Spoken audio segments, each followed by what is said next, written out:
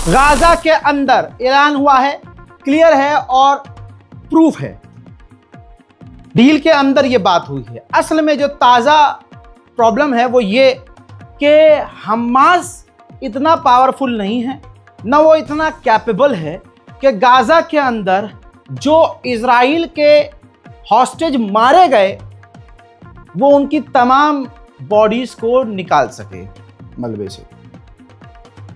ऐसे में तुर्की, Egypt, Qatar, America और इजराइल एक टास्क फोर्स बनाएंगे और वो घुसना शुरू हो चुके हैं। लगभग हो सकता है जब आप ये वीडियो देख रहे हैं तब तुर्की और ये अरब देश गाजा के अंदर ऑपरेशन शुरू कर दें।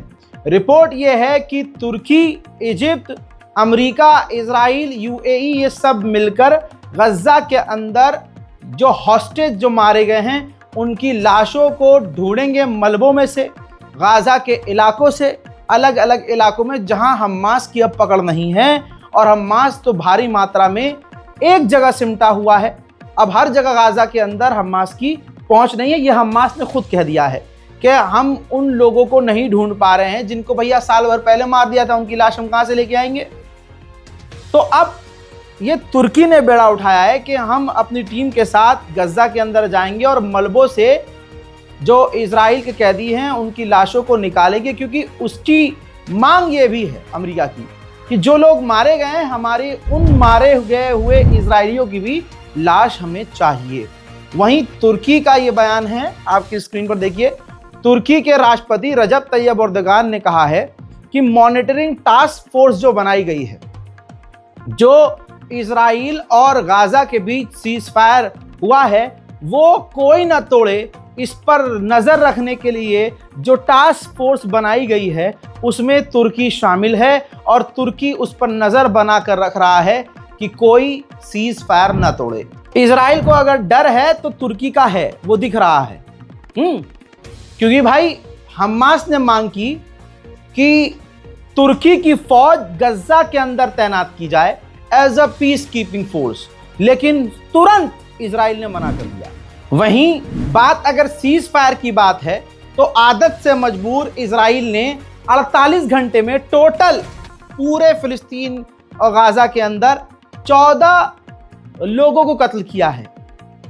कहीं बॉर्डर के इलाके पर बम दाग दिया, कहीं गोलीबारी कर दी। अब जो गाजा के अंदर पत्रकार हैं वो खुद कह रहे हैं कि सीज फायर अगर तोड़ा जा रहा है तो इजराइल के द्वारा तोड़ा जा रहा है, और इजराइल कह रहा है कि जिन इलाकों में हमने मना किया है गाजा के लोगों को आने के लिए वो वहां आ रहे हैं, तो उनकी जान के लिए वो खतरा है। देखिए।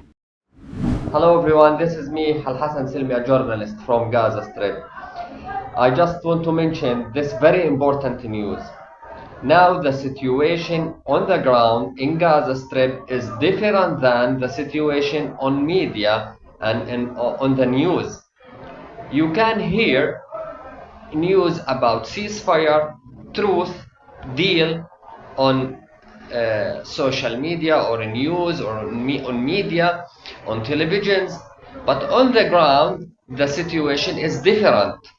Here just today Israeli army killed 14 people. This 14 people is not number. They suffered 2 years and this army end their suffering by killing them. आइए अब ब्यौरा मैं आपको शो करता हूं जो प्रूफ साबित है। सिंस अक्टूबर 2023 से अब तक इजराइल ने 2 लाख टन बमबारी की है गाजा में। आप इमेजिन कीजिए 2 लाख टन। इसमें आधिकारिक तौर पर जो ये आंकड़े डबल हो सकते हैं, क्योंकि जिनकी लाशें मिली हैं उनकी ही काउंटिंग है। 67,173 फिलिस्तीनियों को कत्ल किया है, जिसके अंदर 20,179 बच्चे हैं, 12,500 औरतें हैं और 1,70,000 से ज्यादा लोग घायल हैं। 2,68,000 घर पूरी तरह से डिस्ट्रॉय हो चुके हैं।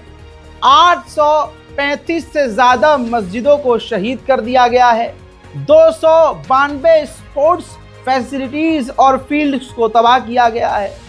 208 स्कूलों को खत्म कर दिया गया है।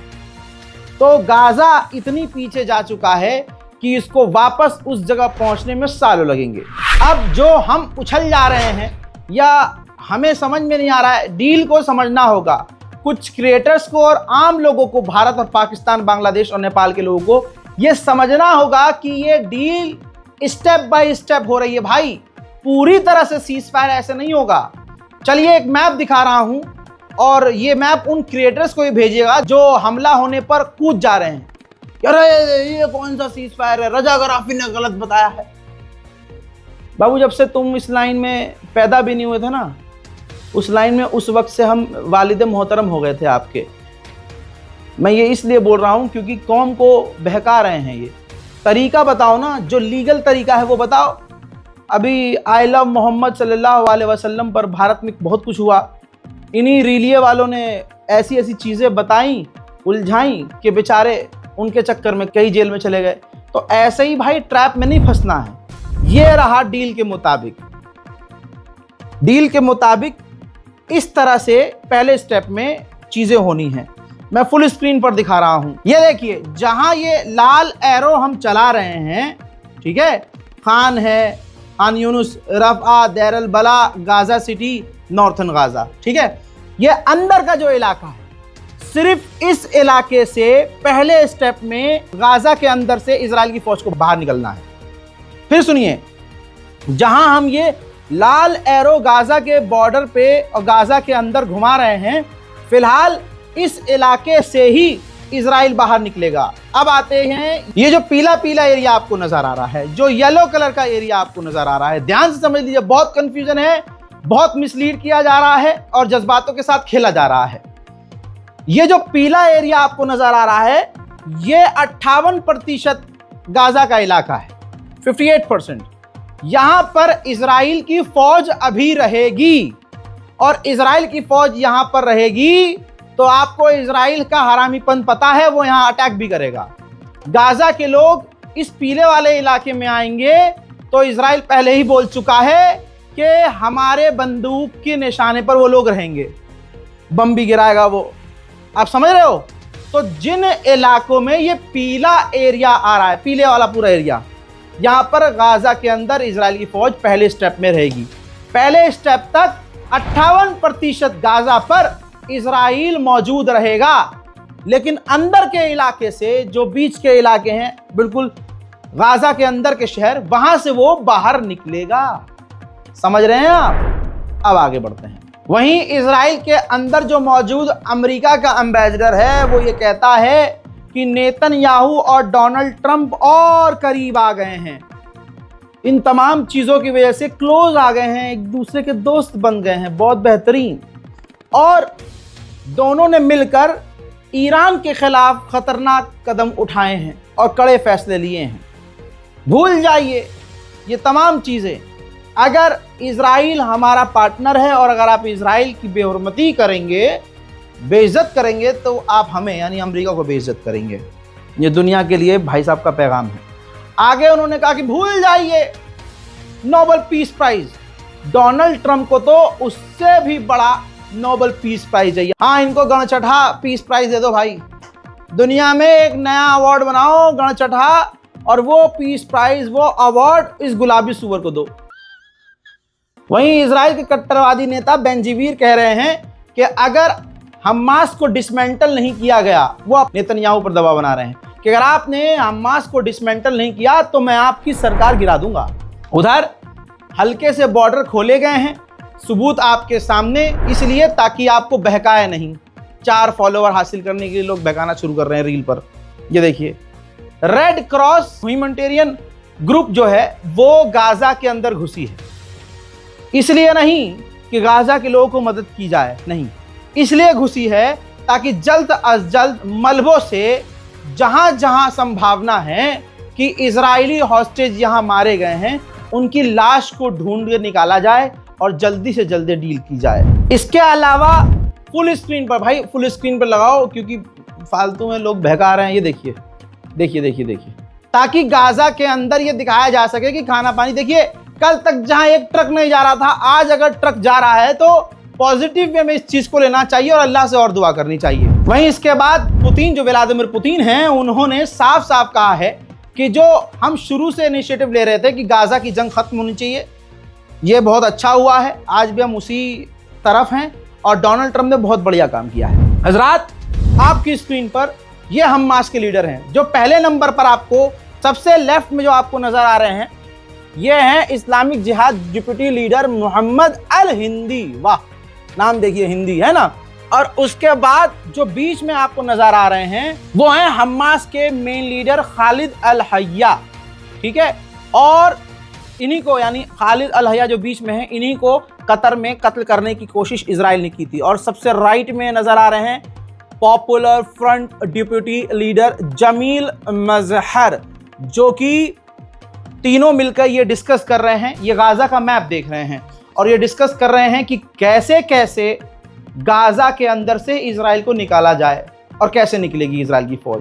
फिर से कह रहा हूं, जिन इलाके में इजराइल मौजूद है अभी, वहां पर वो बमबारी भी करेगा, वहां पर वो गोलियां भी दागेगा, क्योंकि डील के मुताबिक जिन इलाकों से बाहर निकल रहा है ना, वो वहां बमबारी नहीं करेगा। ऐसा इजराइल और अरब ने एग्रीमेंट में कहा है। वहीं फिलिस्तीन अथॉरिटी बड़ा रोल निभाने वाली है, बड़ा रोल। कहां? गाजा के अंदर। ये भी हमारे हक में है, ये भी फिलिस्तीनियों के लिए अच्छा है कि अगर फिलिस्तीन अथॉरिटी गाजा के अंदर होगी तो ये बेहतर है। गाजा के अंदर कंट्रोल फिलिस्तीन अथॉरिटी का ही होना चाहिए। उधर देखिए नेतन्याहू ने, अब देखो एक दूसरे की चाटना शुरू कर दिया गया है। नेतन्याहू ने पोस्ट किया है, real give Donald Trump the Nobel peace prize, he deserve it. मतलब समझ गए आप?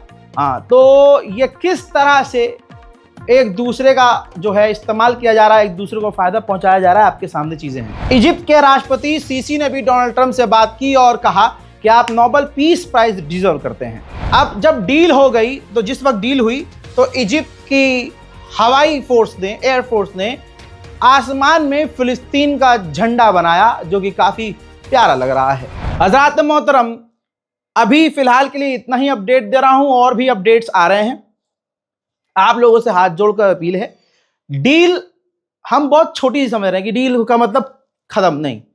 देखिए, इजराइल अभी हमले कर रहा है, लेकिन वो ऑफेंसिव हमले नहीं कर रहा है, माइनर हमले कर रहा है। नहीं समझ में आई भाई? पहले वो 2-2 हजार टन के बम गिरा रहा था, पूरा का पूरा मोहल्ला हिल जाता था, और एक हमले में 300-400 फिलिस्तीनी मारे जाते थे। ऐसे समझिए आप, ठीक। अब वो क्या कर रहा है? वो छोटे मिसाइल, छोटे रॉकेट दाग रहा है, और उस जगह दाग रहा है जहां से अभी इजराइल पीछे नहीं हटेगा।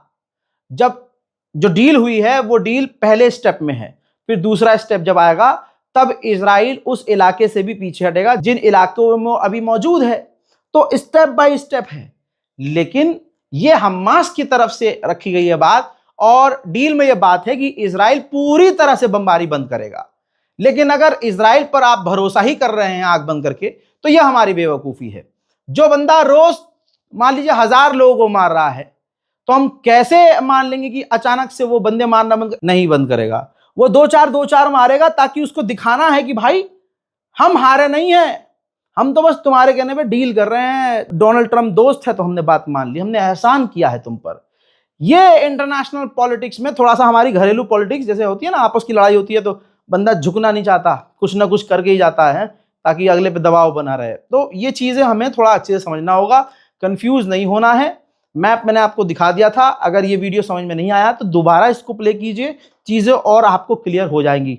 कोशिश कर रहा हूं मैं कि आपको और डिटेल में अच्छे से एक्सप्लेन करूं, इसलिए इस वीडियो को यहां खत्म करते हैं। इंतजार कीजिए मेरे अगले अपडेट का, तब तक के लिए जय हिंद, वस्सलाम।